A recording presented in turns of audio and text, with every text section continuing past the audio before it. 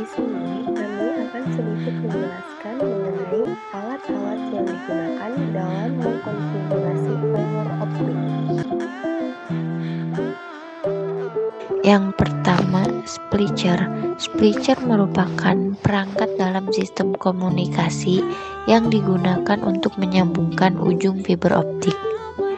Splicer ini mempunyai fungsi, yaitu untuk menyambungkan serat optik dan alat yang digunakan untuk menyambungkan core serat optik.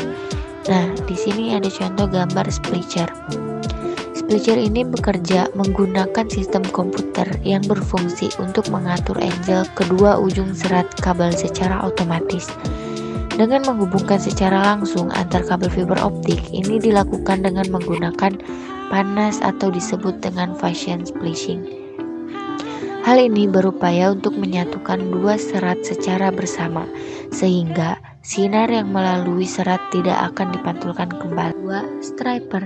Striper merupakan peralatan yang berfungsi untuk mengupas kulit dari fiber optik, supaya hanya tersisa core dari kabel fiber optik yang akan disambung. Nah, di sini ada contoh gambar striper. Jadi striper ini alat untuk mengupas kulit fiber optik, sehingga hanya tersisa core atau inti dari kabel tersebut. Jadi si striper ini alat pengupas cladding atau pelindung. Jadi yang tersisa tuh hanya core-nya saja gitu. Jadi tanpa merusak si core tersebut dari kabel fiber optik. Yang ketiga, cleaver. Cleaver merupakan alat pemotong saat kulit dan core fiber optik sudah terkupas. Alat ini digunakan agar serat kaca dapat terpotong dalam rapi dan akurat. Cleaver ini memiliki fungsi, yaitu untuk memotong core yang kulit kabelnya sudah dikupas. Nah, di sini ada contoh gambar cleaver. Cara kerja cleaver ini yaitu untuk memotong fiber, membuat potongan yang kecil pada fiber terlebih dahulu, kemudian fiber diletakkan pada potongan kecil untuk memaksanya putus pada sudut 90 derajat Celcius dan memperlihatkan cermin seperti permukaan ujung fiber. Yang keempat, OPM atau Optical Power Meter. Optical Power Meter adalah instrumen uji yang digunakan untuk mengukur secara akurat kekuatan peralatan fiber optik atau kekuatan sinyal optik yang melewati kabel fiber optik. Nah, OPM ini memiliki fungsi yaitu untuk mengetahui seberapa kuat daya dari sinyal cahaya yang masuk. Di sini ada contoh gambar Optical Power Meter atau OPM. Cara kerja dari Optical Power Meter ini adalah dengan mengukur sinyal fiber optik yang melewati kabel fiber optik. Yang kelima yaitu light source. Light source adalah perangkat yang fungsi utamanya untuk menghasilkan energi radiasi yang terlihat atau hampir terlihat untuk penerangan umum dan aplikasi khusus. Light source berfungsi untuk memberikan suatu sinyal untuk jalur yang akan dilaluinya. Cara kerja dari light source adalah untuk mengubah energi listrik menjadi energi cahaya. Yang keenam yaitu OTDR atau Optical Time Domain Reflectometer. OTDR adalah alat yang digunakan untuk mengevaluasi serat optik dalam domain waktu. Jadi, fungsi dari alat ini adalah untuk mengukur parameter-parameter seperti pelambahan atau attenuation, panjang, kehilangan pencerai, dan penyambung dalam sistem telekomunikasi serat optik. Cara kerjanya yaitu untuk memantulkan cahaya sehingga dapat diketahui pada jarak berapa terjadi masalah pada fiber optik tersebut. Yang ketujuh yaitu Visual Fault Locator. Fiber Optic Visual Fault Locator atau sering disebut dengan VFL adalah alat kerja fiber optik yang berfungsi untuk mengecek kabel fiber secara visual. Fungsinya untuk melakukan pengetesan pada core fiber optik. Cara kerjanya yaitu laser akan mengikuti serat optik pada kabel fiber optik dari POP sampai ke user, yaitu secara end-to-end. Bila core tidak bermasalah, laser akan sampai pada titik tujuan. Yang kedelapan yaitu bit error rate test. Bit error rate test adalah perbandingan antara kesalahan atau error dengan bit yang dikirimkan keseluruhan. Bit error rate berfungsi untuk menguji seberapa banyak kesalahan pembacaan di sisi penerima setiap detiknya. Cara kerjanya yaitu untuk mengecek dan mengetahui TX atau RX yang error, yaitu melalui pengiriman paket dan loop. Yang kesembilan, Optical Fiber Identifier. Optic Identifier adalah alat penting untuk pemeliharaan optik. Alat yang satu ini memiliki fungsi untuk mengetahui arah sinyal dengan menunjuk arah dan besar daya yang dilaluinya.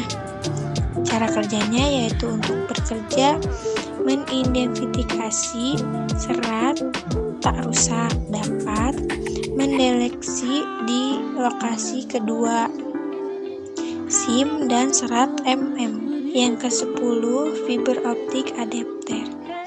Fiber optic adapter merupakan suatu komponen yang digunakan untuk melakukan penyambungan atau penghubungan kabel fiber optik satu dengan yang lain.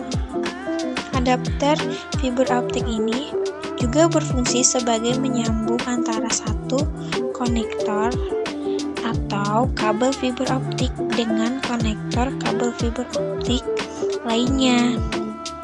Cara kerjanya yaitu untuk membatasi sudut di mana gelombang cahaya dikirim, memungkinkan untuk mengontrol secara efisien sampai tujuan. Yang ke-11, splitter optik. Splitter merupakan optical fiber kompleks sederhana yang membagi sinyal optik menjadi beberapa pad, multi-pad, atau sinyal-sinyal kombinasi dalam satu jalur. Splitter juga dapat berfungsi untuk menurunkan dan mengkombinasikan berbagai sinyal optik. Cara kerja dari splitter serat optik secara umum dapat dijelaskan dengan cara berikut.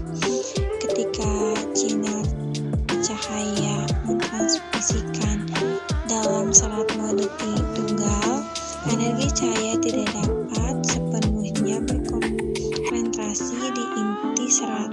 Ke-12, fiber node.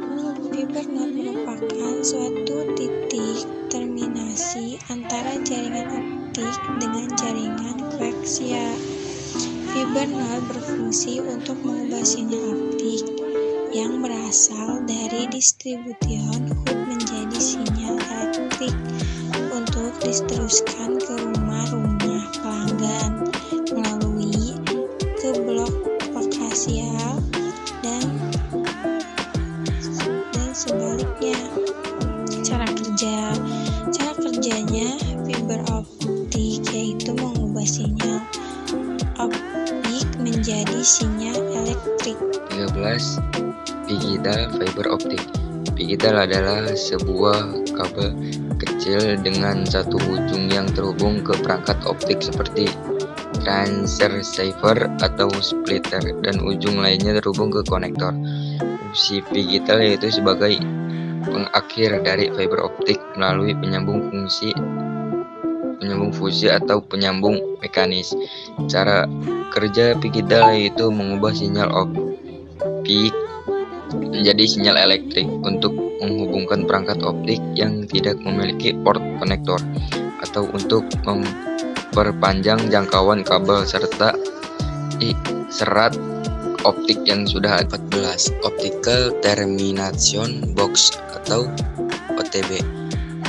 Optical Termination Box alias OTB adalah alat khusus yang digunakan untuk menyambung fiber optik dalam server. Optical Termination Box berfungsi sebagai pendistribusian fiber seperti FDF yang menampung maksimum 72 core. Cara kerja Optical Termination Box yaitu untuk menghubungkan kabel serat optik maupun outdoor, dan outdoor OTB. OTB dapat dipasang di dinding maupun di tiang. 15. Joint closure optik. Joint closure optik merupakan sebuah box atau tempat untuk menaruh hasil sambungan dari fiber optik. Fungsi dari joint closure optik adalah menghubungkan kabel yang sudah terpotong. Cara kerja joint closure optik yaitu jika ada kabel fiber optik yang putus karena terpotong atau terbakar, maka kabel tersebut disambung atau di splicing dan hasil splicingan ditaruh di closure.